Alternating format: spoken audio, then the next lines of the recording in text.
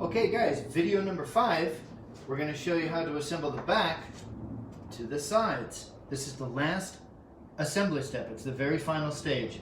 So you guys are starting to know what you're doing now.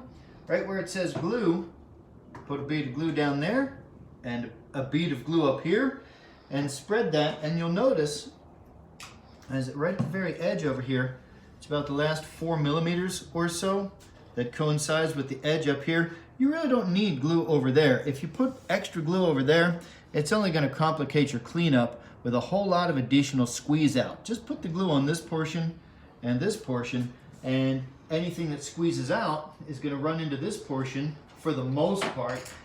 You'll still have a little to clean up, but much less.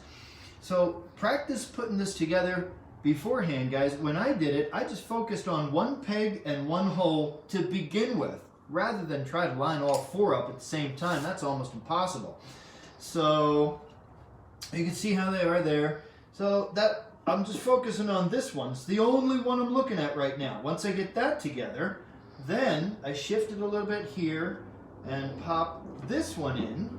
So I did number 1, number 2. Now I come over here and I'm focused on number 3.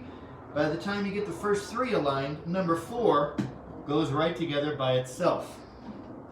Except, it was a theory that looked good on paper. There we go.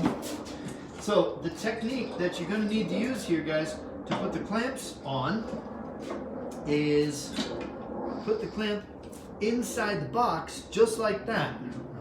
If you've wondered why I left the top open, that's why. So that during the clamping process you have room to get the clamp in there.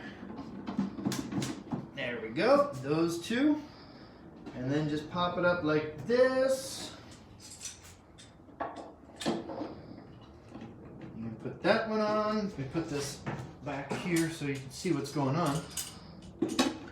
Number 4, and guys, this also illustrates why I included 4 clamps in your kits. For this step, your third and final assembly step, you have to have a minimum of 4. You need to be able to clamp both joints at both ends all at the same time. That's why there's 4 clamps. And you guys, when you do your individual kits, yes, you're going to have to take turns. You're going to have to share the clamps. So you have to be a little bit patient with your brother and your sister. So that's the third assembly function. And after this, it's all put together. We have to sand it still and put a coat of finish on, and they'll be completely done.